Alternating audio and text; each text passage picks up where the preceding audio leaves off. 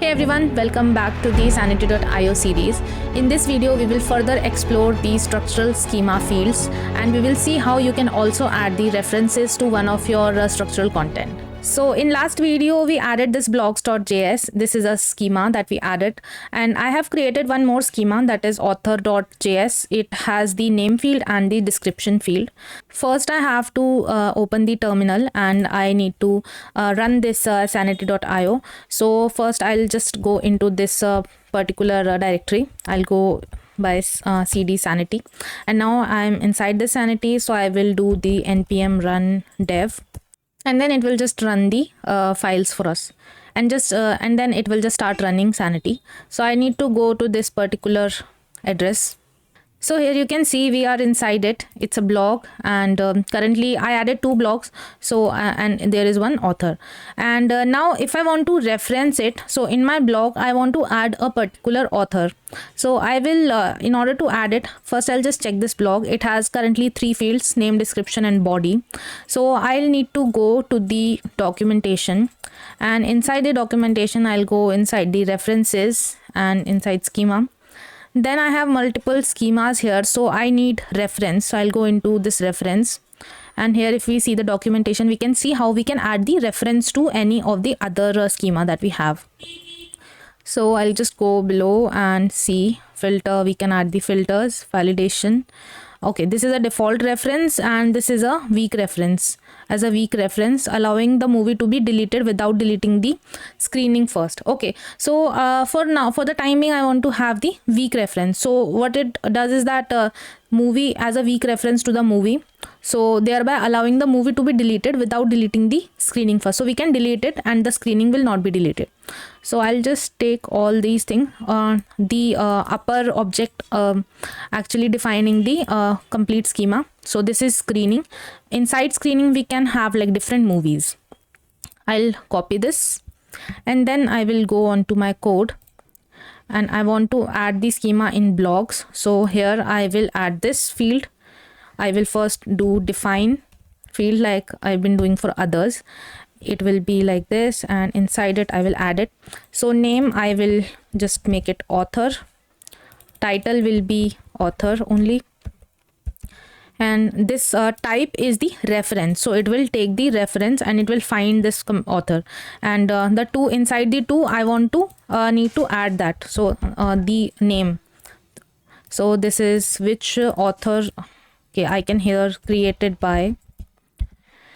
Yeah, this seems fine. Let's go back to the sanity.io, and it's refreshing. We'll just check in a minute. Okay, yeah, so here I have the name, description, and here you can see I can search for the different authors, and inside the authors I have created one.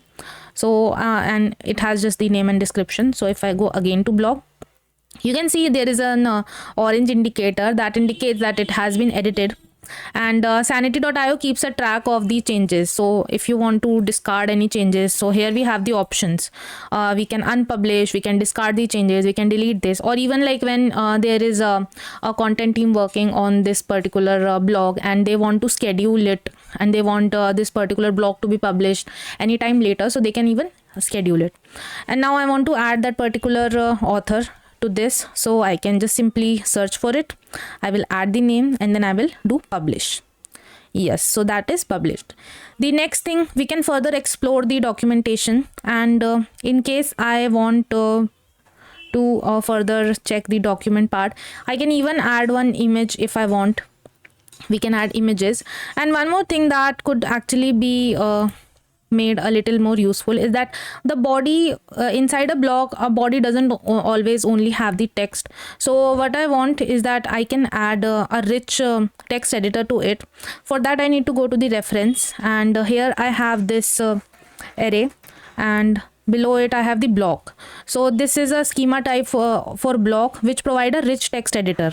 So it's a block content. How we can add it is that we can do title, name, and the type and off. We need to provide this. So I will just go to the code, and then I will add it inside the body. So I will remove this type of string, and then I will just do type of array, and off will be the type of block. So let's again recheck. It is refreshing again. Let's wait for a while. Okay, so you can see it is giving us the warning that the property value is stored as a value type and does not match the expected. So whenever we make any change to the field structure or field type, you will get such things. So you can just do the reset value, and now if I click on it, I have multiple options that I can do. I have the rich text editor, so I can just style it accordingly as per my need. So the test body, I will write it, and then I'll publish it. Okay, so this is published, and the indicator is also gone. So like I have one author, one blogs, and further you can also check for different options. We have this documentation of schema types has like multiple things, and inside this I can even have one slug for my blog, and in that slug I can even define like how this slug will be set. So read only initial value, we can have one initial value in it, and like inside this slug we can have a source. So the title, it will just add this dash to that title, and it will create the slug accordingly. So this is pretty much it for this video, and in the next video we will deep dive into the grok that is mainly used in sanity.io.